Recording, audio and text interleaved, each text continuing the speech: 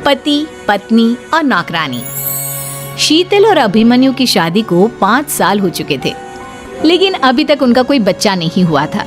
इसकी वजह से शीतल और अभिमन्यु परेशान रहते थे, लेकिन उन दोनों से ज्यादा परेशान थी शीतल की सास, यानी अभिमन्यु की माँ जानकी देवी। जानकी देवी चाहती थी कि जल्दी से जल्दी उनकी गोद में पोता या पोती आ जाए, और इसीलिए वो अपनी बहू शीतल को लेकर एक दिन हॉस्पिटल पहुंची। डॉक्टर मैडम, जरा ठीक से चेक करके बताइए ना। कई बड़े बड़े डॉक्टर को दिखाया है, लेकिन मेरी बहू माँ ही नहीं बन पाती।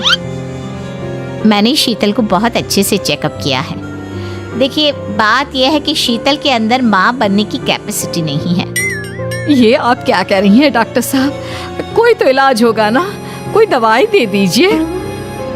देखिए, कुछ प्रॉब्लम ऐसी होती है जिनका कोई ट्रीटमेंट नहीं होता। आई एम सॉरी टू से, लेकिन शीतल कभी माँ नहीं बन सकती, क्योंकि उसके यूट्रस में अंदर से ही कुछ प्रॉब्लम है। घर आने के बाद क्या हुआ माँ? कहाँ लेकर गई थी आप शीतल को? अरे कहाँ लेकर जाती, डॉक्टर मैडम के पास ले गई थी, लेकिन तेरी बीवी तो कभी माँ बन ही नहीं सकती। मम्मी जी, इसमें मेरी क्या गलती? अगर अंदर से कोई प्रॉब्लम है तो उसमें मैं भी कुछ नहीं कर सकती। जानती हूँ, ये बात डॉक्टर के मुंह से सुन चुकी हूँ। अब दोबारा मेरे सामने इस बात का गाना मत गा। अरे माँ, परेशान होने की जरूरत नहीं है, हम सोचते हैं ना कुछ।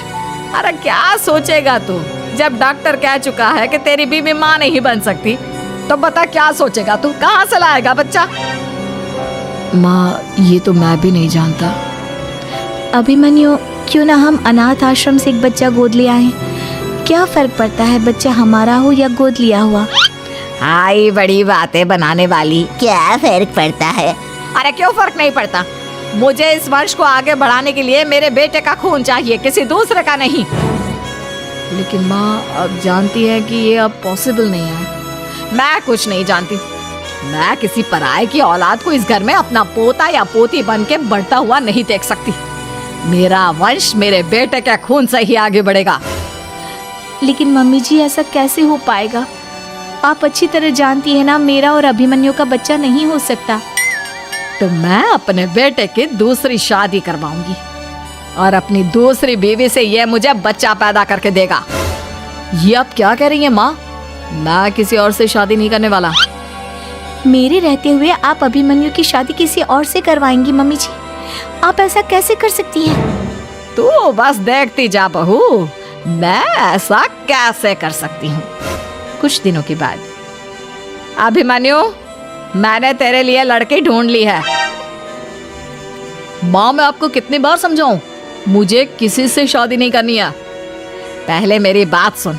ये जो चमेली है ना, हमारे घर में काम करने आती है, वो तुझसे शादी करने के लिए तैयार है। मम्मी जी, आप अभिमन्यु की शादी एक नौकरानी के साथ करवाएंगी? वो इसलिए क्योंकि चमेली दिखने में बहुत खूबसूरत है, बच्चा भी सुंदर ही होगा। मम्मी जी, लेकिन एक बच्चे के लिए अपने बेटे की शादी नौकरानी के साथ करवाना, क्या ये सही है? अगर अभिमन्यु ने शादी नहीं की ना, तो मैं अपनी जान दे दूंगी। अब देख लो, अगर तुम्हें अपनी माँ की जान प्यारी है तो तुम्हें इस नौकरानी के साथ शादी करनी ही होगी। इस तरह जानकी देवी अपने बेटे अभिमन्यु की शादी नौकरानी चमेली के साथ करवा देती है। कुछ दिनों के बाद, नौकरानी से मालकिन बन के तो मजा आ गया। अब तो मैं इस घर की मालकिन हूँ। देखो, अपने आप को ज्यादा मालकिन समझने की कोशिश मत करो। एक बार तुम्हारा और अभिमन्यु का बच्चा इस दुनिया में आ जाए, उसके बाद तुम इस घर से हमेशा के लिए चली जाना। अरे जाओ जाओ, किसी और के आगे बातें बनाना। एक बच्चा तो पैदा नहीं कर सकी। बढ़िया आई, जाओ जाकर मेरे लिए कॉफी बना कर लाओ। नौकरानी मैं हूँ या तुम? मम्मी जी, देखिए ना शीतल मुझसे किस तरह से बात कर रही है। शीतल, तुम्हें पता है ना चमेली प्रेग्नेंट है, मेरे बेटे के बच्चे की माँ बनने वाली है। वो जैसा कहती है वैसा करो। लेकिन मम्मी जी, वो मुझे नौकरों की तरह ट्रीट कर रही है। अरे तो करेगी ना, वैसे भी बहू तुम हो किस काम की? एक बच्चा तो पैदा नहीं कर सकती। जाओ अब घर के सारे काम करो और चमेली को आराम करने दो। थैंक यू मम्मी जी, भगवान आपका भला करे। आप नहीं होती तो मैं नौकरानी से महारानी कैसे बनती। देखो, तुम्हें जो चाहिए सब मिलेगा, खूब खाओ पियो, मजे की जिंदगी जियो, लेकिन बस मुझे एक बच्चा पैदा करके दे दो। कुछ दिनों के बाद, मम्मी, बच्चे के लिए आपने मेरी शादी चमेली के साथ करवा तो दी, लेकिन दिन और रात का चैन मिट गया है। सारा दिन शीतल और चमेली की बहस चलती रहती है। अब शीतल को इस घर में रखने से क्या होगा? मैं तो कहती हूँ उसे घर से निकाल दो, है भी किस काम की। मैं ऐसा नहीं कर सकता माँ, वो मेरी पत्नी है, उससे बहुत प्यार करता हूँ मैं। तुम्हारी पत्नी चमेली है, चमेली, उससे प्यार करो। अरे तुम्हारे बच्चे को जन्म देने वाली है वो। अभिमन्यु, मैं खुद ही इस घर से चली जाती हूँ। वैसे भी अपने ही घर में नौकरों की तरह रहकर परेशान हो चुकी हूँ। घर की नौकरानी मेरे ऊपर हुक्म चलाती है, वो तुम्हारी पत्नी बन चुकी है। अब मेरा इस घर में क्या काम? अभिमन्यु के बार बार रोकने पर भी शीतल उस घर से चली जाती है। कुछ दिनों के बाद चमेली एक बच्चे को जन्म देती है। भगवान ने मेरी सुन ली, मेरे बेटे का घर भर गया, उसका अपना बच्चा इस दुनिया में आ गया। मम्मी जी, बच्चे को हाथ लगाने से पहले मेरी एक शर्त तो सुन लो। तुम कहना क्या चाहती हो चमेली? आपकी मम्मी को बहुत शौक था ना अपने पोते को खिलाने का। अब देखो, इस दुनिया में हर चीज की कोई ना कोई कीमत तो होती है। तुम अपनी आधी प्रॉपर्टी मेरे नाम कर दो, बच्चा तुम्हारे नाम। अरे लेकिन मैंने अपने बेटे से तुम्हारी शादी करवाई है, अब ये सौदेबाजी कहाँ से आ गई? जो औरत अपनी बहू को घर से निकाल कर एक नौकरानी के साथ अपने बेटे की शादी करवा दे, वो तो सौदेबाजी कर ही सकती है ना। उसका कैसे भरोसा कर सकते हैं? मुझे बस आप लोगों की प्रॉपर्टी चाहिए, उसके बाद ही बच्चे को आप हाथ लगा सकते हैं। मैंने कहा था ना मम्मी, आप गलत कर रही हैं। देखिए, उसका नतीजा आपके सामने है। जब शीतल को पता चलता है कि अभिमन्यु और चमेली का बच्चा दुनिया में आ गया है, तो वो अपने घर पहुंचती है।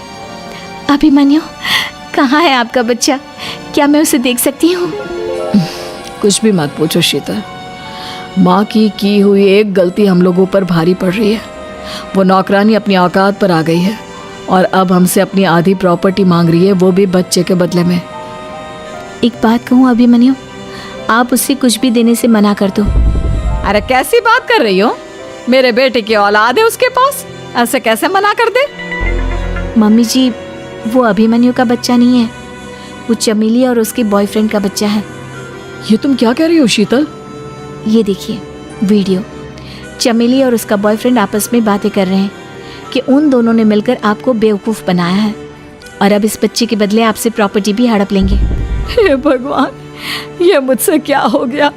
ना तो बच्चा मिला और अपने बेटे की नौकरानी के साथ शादी करवा दी, सो अलग। अब क्या होगा? मुझे माफ़ कर दो शीतल, मेरी वजह से तुम्हें बहुत तकलीफ हुई है। अभिमन्यु, मैंने कहा ना, उस नौकरानी को उसके बच्चे सहित इस घर से बाहर निकाल दो। लगता है मेरे अभिमन्यु का बाप बनने का सपना अधूरा ही रह जाएगा। अभिमन्यु, अपनी मम्मी से कहो कि परेशान ना हो।